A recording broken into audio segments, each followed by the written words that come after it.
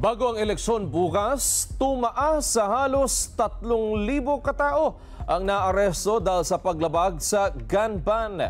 Ayon sa Philippine National Police, karamihan sa mga naaresto sa gun ban mula sa Metro Manila na nasa 1,007 na.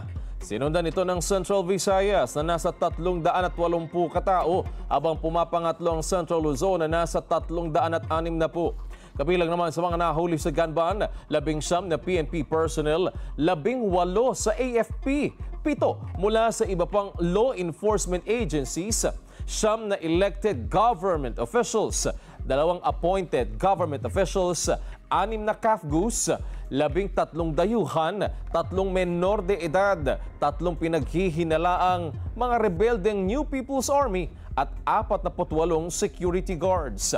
Dagdag pa ng ahensya, pinakamarami sa mga nasakote, mga sibilyan na umaabot sa 2,775. Ipanatupad ang gun ban noong Enero 12 sa pagsisimula ng election period.